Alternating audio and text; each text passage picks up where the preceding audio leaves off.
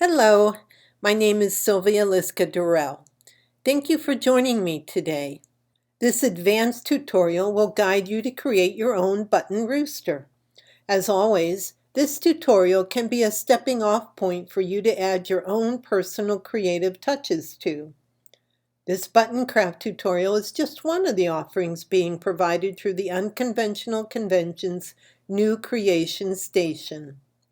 Be sure to check out the other button craft ideas on the National Button Society's website under Resources Creating with Buttons. Capturing the magic of buttons, no-harm button craft ideas have been created in response to members' increased interest in using their non-collectible buttons in artistic ways, while still preserving all that is beautiful and historic in buttons. The first thing you will need to make the button rooster is the pattern and a printer to print it out. You will also need black, red, white, and yellow ochre acrylic paint and paintbrushes, a 16-inch by 20-inch stretch canvas or canvas board, buttons, hot glue gun and tacky glue, 2-inch long metal wire, gold embroidery thread, and finally, 10 safety pins for the feet. 2 at 3/4 inch, 2 at 1 1/8 inch, 2 at 1 1/4 inch, 3 at 1 1/2 inch, and 1 2-inch. Your first step is to paint the canvas. I used yellow ochre acrylic paint mixed with white acrylic paint for the canvas color. You'll want to put 2 coats of the paint on the canvas, so mix plenty of paint with enough left over to make the cross-hatching pattern on the right. It is designed to resemble straw. After the canvas dries and no bare canvas spots remain, mix more white paint with the remaining goldish paint. Use a 3/8-inch flat paintbrush to make lines across the board in a cross-hatched pattern. This is optional. You can of course just use the gold as a background or any color that will complement the buttons you choose for your rooster. To create a rooster in a size that will fit well on the 18 by 20-inch canvas, use 2 8.5 by 14 legal size papers in your computer printer to print the 2 pages, the top and bottom of the rooster pattern.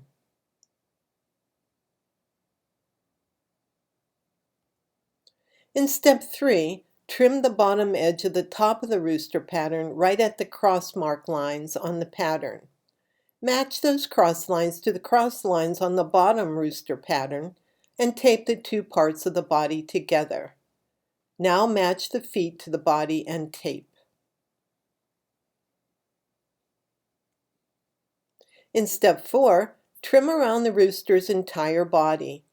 Center the pattern on the canvas with the highest point of the comb about 3.5 inches from the top of the canvas. Tape the pattern in place and outline it with a pencil. Use black acrylic paint to paint the rooster's entire body. Don't worry too much about perfection here. You will be covering up the paint with your buttons. Next, paint the rooster's comb with red acrylic paint and the beak and feet with the yellow ochre. Now you can outline the wing shape onto the black body. You can cut the wing off entirely if you think you won't use the pattern again and just outline around the opening. Or just cut up the sides and top a bit to create a flap that you can lift to make your pencil outline. If you don't take it all the way off, you won't lose it. To start step 6, find as many black and white non-collectible craft buttons as possible. The button sizes can range from 1/4 inch to 1 1/8 inch. Most of the button stacks will be black on white, so start by making them.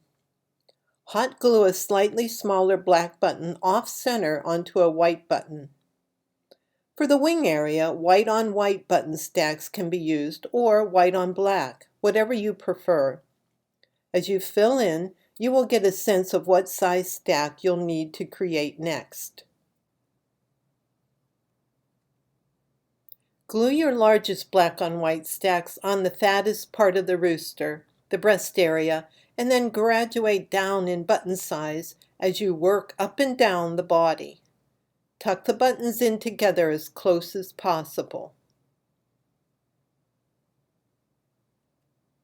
In step 8, develop the wing. As you can see from the close-up photo, a mixture of white on white and white on black buttons were used.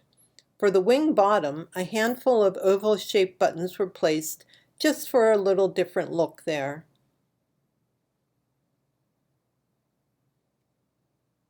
Completely cover the rooster body with buttons. Take note of which direction the slice of white button is pointing when you place it. Most of the body buttons have the white part going to the left, but on the head and neck, the white parts are pointing down, and toward the tail they are pointing upward. When you get to where the tail begins, you can get creative, using lines in different shapes to make it look like tail feathers. Step 10 is to make the rooster's beak. Cut a 2-inch or so piece of wire and use your hands or pliers to bend it into a V shape. Slip knot the end of a length of embroidery thread onto the bottom of one of the sides. Wrap the thread back and forth until the V is covered. You can drop a little tacky glue on the wire to get the thread to hold on better if you like. When it is all wrapped, add a little glue to the back to secure the end of the thread.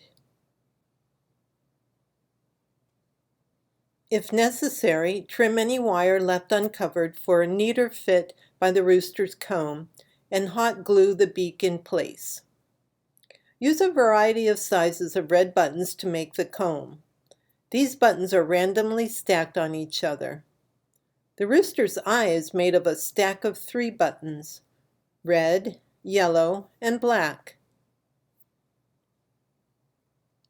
And finally, step 12, the rooster's feet. I had to get a little creative with this because I didn't have buttons small enough to work for the feet.